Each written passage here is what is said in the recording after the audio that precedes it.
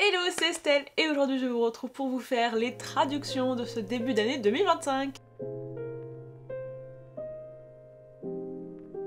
Il y a de plus en plus de titres vraiment cool qui se font traduire et ça je suis trop contente parce que comme je lis majoritairement en anglais, des fois je sais que c'est un peu frustrant pour vous et avec ces vidéos ça me permet aussi de vous dire hey les gars il faut pister ça, donc on se hype ensemble. Je vous dis un petit peu à quoi vous attendre pour chacun de ces livres. On commence avec le 16 janvier, Charletti nous propose The Right Move de Liz Stamford. C'est le deuxième tome de la saga Wind Series, un truc comme ça. C'est des compagnons de romance new adulte où on va suivre à chaque fois des sportifs de haut niveau. Vous savez que cette saga elle est quand même crescendo. Là on suit Indy qui se retrouve un petit peu à la rue parce que son mec l'a lâché, elle a plus d'appartement et sa meilleure amie lui dit mais t'inquiète, tu peux emménager si tu veux avec mon frère, il n'y voit aucun inconvénient. Le problème c'est que son frère il la déteste un petit peu parce que c'est ce mec très froid, très renfermé et c'est le responsable de l'équipe de basket et lui se sent un petit peu obligé d'accepter pour faire plaisir à sa petite sœur. Elle en fout partout, elle s'installe, elle parle fort, elle est très girly et au début ça va pas du tout bien se passer jusqu'au moment où il va voir le potentiel de cette relation puisque il a une image quand même de mec assez solitaire et ça fait pas trop confiance notamment pour l'avenir de sa carrière. Les gens aimeraient bien le voir se poser, commencer à développer un petit peu une famille et ils vont avoir un arrangement de fake dating. J'ai bien aimé celui-là. Le mec était sympatoche mais il y a 2-3 détails qui moi m'ont un petit peu fait tiquer. C'est le genre de romance qui passe le pas de vouloir faire les choses beaucoup plus sainement avec des relations avec beaucoup de consentement, des mecs qui sont très green flag et tout et qui mettent le paquet sur plein de détails du genre le mec va lui faire son petit déjeuner, elle va lui dire que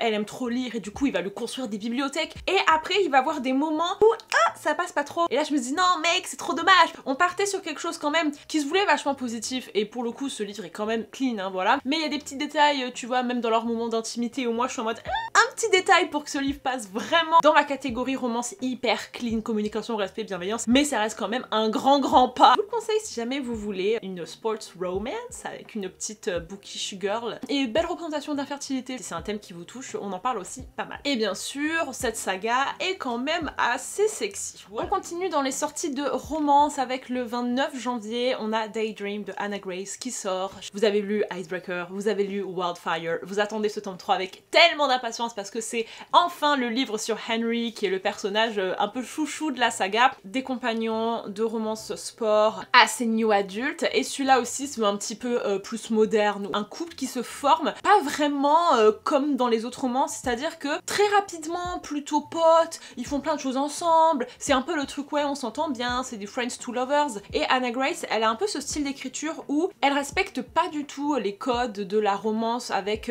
certaines scènes qu'on attend à certains moments. Les personnages souvent vont être ensemble très tôt et le stress que t'as de savoir si les personnages ils vont être ensemble ou pas n'existe pas. Donc pour sa construction assez originale, moi j'applaudis vachement Anna parce que je trouve qu'elle apporte quelque chose de très nouveau et de très frais à la romance. Après celui-là moi m'a vraiment pas convaincue, notamment parce que j'en attendais beaucoup plus par rapport à Henry. C'est un personnage qui m'avait beaucoup touchée dans les 2 premiers tomes, moi je l'aimais beaucoup et je l'attendais au tournant et j'ai trouvé que elle l'avait un petit peu trop laissé de côté pour beaucoup plus parler de la meuf qui s'appelle Hailey qui est une meuf un peu extérieure à tout leur groupe de base là. Et aussi le rythme, malheureusement il y avait pas assez d'intensité, il y avait pas assez d'alchimie pour moi. Individuellement les personnages étaient quand même assez intéressants à suivre. Sur la balance de axer le livre sur la romance et axer le livre sur le développement des personnages, elle est beaucoup plus allée sur ce côté là. Il faudrait qu'elle arrive à faire les deux en même temps pour la prochaine fois. Et celui-là était quand même moins sexy que les 2 premiers. Le 5 février, les amis, je suis trop contente. The Bodyguard de Katherine Center. C'est une rom-com bodyguard reverse, c'est-à-dire que c'est la madame qui est bodyguard et ce monsieur qui est une star très connue qui a besoin de protection. Et c'est donc aussi un reverse Grumpy Sunshine, bien évidemment. Anna, elle prend son taf de bodyguard très au sérieux, elle est assez reconnue dans le milieu et elle va être engagée pour cet acteur hyper connu. Le truc c'est que lui, il veut pas trop que ses parents soient stressés. Il veut faire passer la bodyguard comme sa fausse petite amie pour pas éveiller les soupçons. Elle, forcément, elle est un petit peu obligée d'accepter et du coup, elle traîne un petit peu autour de chez lui, elle va dans le ranch de ses parents en faisant croire que c'est sa petite amie. Et c'était tellement mimes et surtout le rythme était tellement bien pensé. Katherine Center, elle est hyper forte pour te donner exactement les scènes que t'as besoin au moment où tu les attends. Rien de superflu, tout était hyper bien pensé, sauf malheureusement la fin. Donc je vous conseille quand même énormément ce livre parce que les premiers 80% étaient pépites, régal, très drôle, très doux. La petite romance qui est quand même pas hyper détaillée, c'est un peu close doors et trop mignonne à suivre. Elle a choisi une petite crisette un peu débile et je lui en veux parce que ce livre aurait très facilement pu être dans mes top romance de toute la vie. Je crois que j'aime vraiment beaucoup cette meuf. Donc, ce n'est pas le seul livre qui va sortir le 5 février, il est temps quand même de parler de fantasy. Ce livre a été décalé de 1 an. J'étais deg parce que je voulais trop le lire, parce que c'est une fantasy gladiateur et ça fait super longtemps qu'on n'avait pas vu ça. Et du coup là je l'ai lu en fin d'année, grosse déception. Les 20 premiers pourcents un peu fun, et après l'autrice elle s'est éparpillée. Ensuite l'histoire de Leif qui est gladiateur. Il est rentré dans cette compétition parce qu'il avait pas de thunes et que sa famille est en train de crever, et celui qui gagne obtient le titre de Bloodguard. Je fais partie de la garde royale rapprochée du roi et de la reine. Il lui reste genre 3-4 matchs. Il est vraiment très très fort, mais aussi très meurtri quoi, parce que c'est traumatisant. Et en fait il y a plein d'histoires de sponsors. L'héritière c'est Maeve et elle est coincée dans un mariage arrangé avec un mec qu'elle ne veut absolument pas épouser, et la seule solution qu'elle trouve pour contourner ce problème c'est de se dire mais les gars je vais marier lui, ce gladiateur là. Je vais te soigner parce que elle c'est une healer et ça va devenir du grand n'importe quoi. Il va aller dans le château, dormir dans le lit de Maeve, il va aller au marché, acheter des fruits et des légumes. Enfin en fait le truc dévie complètement du principe des gladiateurs. Et Maeve, il y a toute une histoire politique de son grand-père est en prison, il y a eu un complot contre lui. Moi j'aurais voulu que ça reste simple. Elle a je pense voulu vraiment développer plein de choses dans son world building et en fait au bout d'un moment je suivais plus du tout. Donc c'est un petit peu messy, c'est très très long, il y a genre 100 pages de trop. C'est écrit comme si c'était un peu du contemporain. Et là en mode il insulte tout le monde, il dit mais what the fuck, je vais tellement pas me marier avec l'héritière et tout. Enfin il parle vraiment un langage familier comme ça. Donc c'est rigolo aussi à lire parce que t'as l'impression que c'est ton pote quoi, alors que non c'est un gladiateur dans une fantasy quoi. Le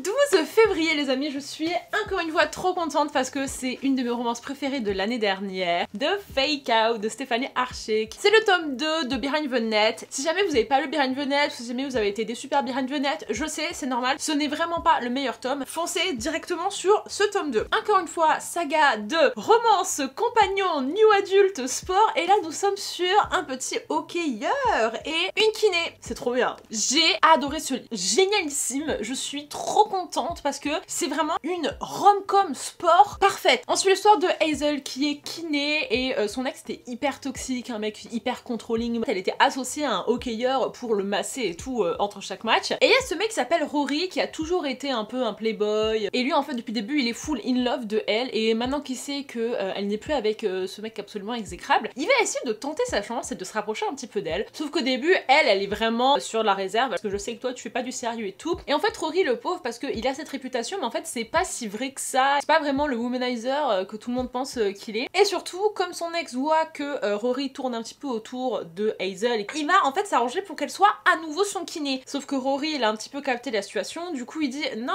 elle va être mon kiné, et ils vont entamer un espèce de truc de fake dating pour repousser un petit peu mec toxique là. Et les gars c'est le fake dating le plus mignon et le plus naturel que j'ai jamais lu de toute ma vie. Enfin ça s'est bien fini. Il n'y a pas eu de drama de merde où à la fin il est en mode mais non mais en fait on peut pas faire du fake dating parce qu'en fait les gens sont tous les deux in love et ils veulent pas se l'avouer parce qu'ils ont trop d'ego et tout. Là Rory, littéralement le mec que j'attendais depuis toute ma vie, honnête. Dès le début il va lui dire écoute Hazel, je t'adore, ça fait des années que je suis à fond sur toi, je suis tellement reconnaissant d'être ton faux petit ami. Et lui il est tellement ouvert et en fait il a aucune honte à exprimer son attachement à elle, son amour. Et j'ai trouvé ça tellement bien parce que ça ne se passe jamais comme ça, jamais les deux ils s'avouent bah oui en fait moi je t'aime vraiment bien, j'aimerais bien faire plus que du fake dating. Oh là là c'était tellement soulageant en fait, soulageant, ça se dit soulageant. Donc vraiment je me suis rendu compte à quel point les mecs mystérieux là qui parlent pas de leurs émotions et tout, en fait c'est un peu surcoté parce que les mecs honnêtes là, les blonds là, c'est toujours les blonds putain, parce que les bruns ils sont ténébreux et les blonds ils sont honnêtes. Ce livre était très sexy en plus et c'était super bien écrit. Ça c'est de la romance hockeyeur qui envoie du lourd et je vous la recommande mais sans aucune hésitation quoi. Et vous savez ce qui sort aussi le 12 février, mon dernier coup de cœur de 2024, le livre qui m'obsède depuis 2 semaines, What the River Knows de Isabelle Ibanez.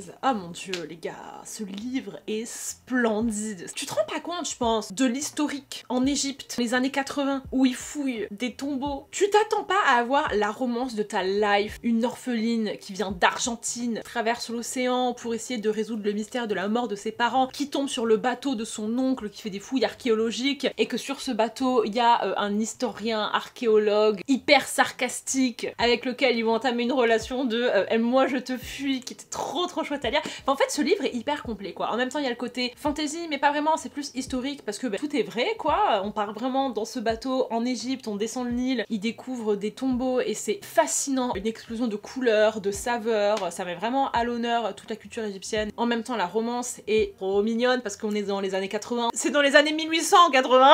La romance elle est élégante, tu vois, c'est à la Bridgerton, t'as pas le droit de voir ton mec toute seule, tu l'appelles par son blaze. Whitford Hayes, mon bébé d'amour, je l'ai adoré, ce mec était tellement drôle et tellement attentionné aussi. Il a pris sous son aile notre petite Inès qui, elle était un peu désespérée parce qu'elle a perdu ses parents, elle ne sait pas ce qui leur est arrivé, elle a toujours été élevée dans un manoir avec des femmes de chambre, c'est un peu le cliché de la meuf riche quoi. Elle arrive et elle a envie d'apprendre, elle a envie de découvrir des choses. C'est le personnage le plus buté que vous trouverez, elle fait tout et n'importe quoi à partir du moment où elle a envie de le faire, elle fonce droit dans le mur. C'est un peu insupportable pour les autres mais j'adore. Et en même temps il y a beaucoup de mystères autour de justement tous ces fouilles archéologiques, on apprend toute la corruption, qu'il y a des gens en fait c'est des contrebandiers qui volent les artefacts pour ensuite les vendre sur le marché noir. Et en même temps il y a un petit côté magie parce que notre Inès elle est capable de ressentir un peu la magie dans les artefacts. C'est young adulte, c'est tellement bien écrit les gars et c'est tellement frais. J'ai pas l'habitude moi de lire des trucs historiques qui sont si adaptés au public young adulte, ça va vous emporter mais tellement facilement. Le 7 février va sortir une romance qui a fait un peu de bruit aux États-Unis,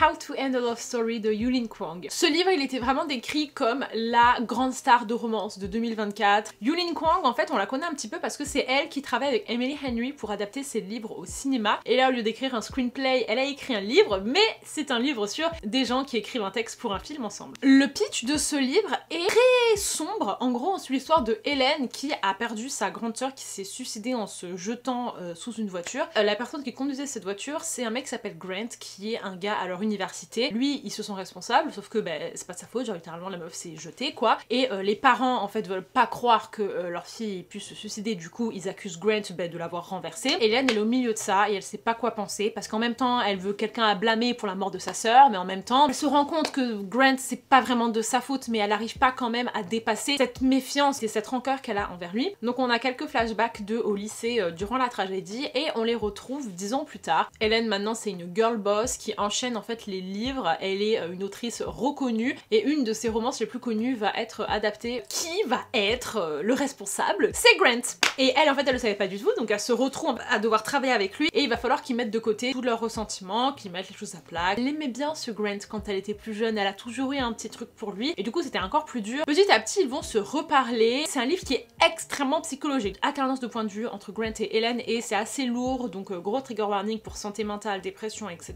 parce qu'il parle beaucoup de thérapie, il parle beaucoup de comment tous les deux ils ont travaillé sur eux-mêmes. Le petit bémol c'est que même si le côté psychologique et les personnages étaient hyper bons, c'est la romance encore une fois qui a pêché. J'ai pas trop senti l'alchimie entre tous les deux, j'ai pas vu des étoiles, j'ai pas sauté en l'air. Lisez-le plutôt pour le côté psychologique que pour la romance parce que c'est pas forcément son point fort mais ça reste quand même un livre qui est hyper intéressant à lire. En termes de smut c'est pas très détaillé, il y a une ou deux scènes pas plus. Le 19 février sort un livre qui je pense est assez attendu par plein de gens vu le succès du tome 1, Nothing Like the Movies de Lynn Painter qui est le tome 2 de Better Than the Movies. Better Than the Movies c'est un contemporain young adulte qui peut exister à lui tout seul. La fin était une fin. Et elle s'est dit je vais en fait continuer cette histoire et raconter comment ça se passe pour eux à l'université. Un amour de jeunesse, le premier amour au lycée, comment est-ce qu'il survit à l'université, comment est-ce que ça évolue en même temps que les personnages grandissent. C'était très fort. J'ai plus aimé l'idée du livre que le livre en lui-même. Enfin je trouvais que le message derrière Nothing Like the Movies après Better Than the Movies, moi ça m'a beaucoup parlé. Le livre en lui-même était très cool franchement mais c'est vrai que ça n'a pas non plus été genre un de mes coups de cœur. Ils se séparent. Liz et Wes, notre petit couple chéri, se séparent lorsqu'ils entrent à l'université pour une raison extérieure liée en fait à Wes qui sa santé mentale en fait dégringole et il veut pas en fait entraîner Liz avec lui. C'est le fameux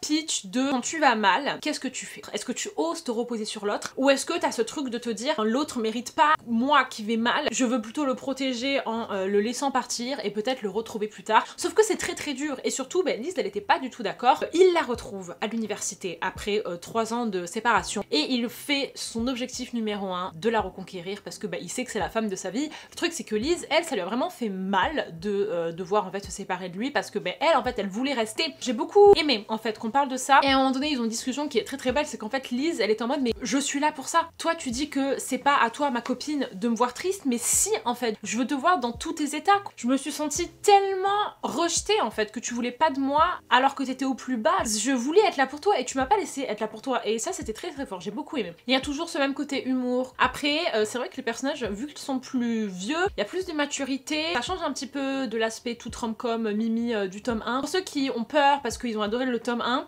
je pense que c'est vraiment deux histoires qui se lisent un peu indépendamment. Notre premier amour, t'as envie de le fantasmer et de se dire waouh mais c'est magique, surtout Lise qui est une grande rêveuse, une grande romantique, et après d'avoir ce choc de ben non c'est pas comme dans les films, la vie malheureusement ben il y a des imprévus et c'est ça aussi le couple, c'est d'apprendre à traverser ça et eux ne l'ont pas fait ensemble et voilà j'ai trouvé ça hyper intéressant. Et enfin les amis, début mars, le 3 mars sort le premier tome d'une saga de romance compagnon new adulte et cette fois-ci on va aller un petit peu dans le thème du ranch, le thème des cowboys. Done and Dusted de Lila Sage, le tome 1 de Rebel Blue Ranch. Cette saga c'est la définition de ça se lit vite, c'est sans prise de tête, on va pas super loin dans les personnages, la romance, ça se passe vraiment très très facilement et c'est un bon moment. Tout le côté cowboy et tout, moi ça m'a vraiment plu. En gros elle c'est une professionnelle du barrel, donc tu vois une espèce de slalom autour de bidons, de je ne sais quoi, il y a des chevaux partout. Alors là ils montent des chevaux toute la journée, c'est vraiment ambiance cheval, donc si vous aimez ça let's go. Et en fait elle fait une grosse chute, elle tombe et elle se fait super mal et du coup ça l'a traumatisée, elle n'a plus envie de faire de la course. Elle rentre du coup chez ses parents et elle retombe sur ce mec qui s'appelle Luc qui est le meilleur ami de son grand frère.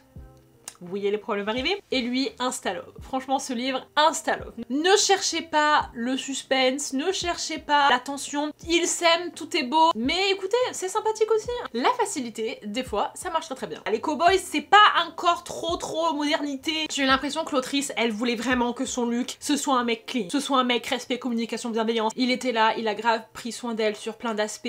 Le mec, elle le tenait. Et puis, de temps en temps, ça vrillait. Et elle pouvait pas s'en empêcher, tu vois. Notamment, il y a une scène où il y a un gars qui lui parle en soirée, il le frappe. Ce n'est qu'un pauvre petit cow-boy, j'ai envie de te dire. Il y a eu des moments de craquage où le mâle alpha est sorti et le mâle alpha a fait des trucs de mâle alpha controlling, là, hyper homme des cavernes. Mais le reste du temps, ce mec était irréprochable. Et voilà les amis, c'est tout pour ces traductions. J'espère que vous avez trouvé votre bonheur. Si jamais il y a certains titres qui vous intéressent, n'hésitez pas à me le dire en commentaire. Je vous fais des gros bisous et je vous dis à plus tard dans une prochaine vidéo.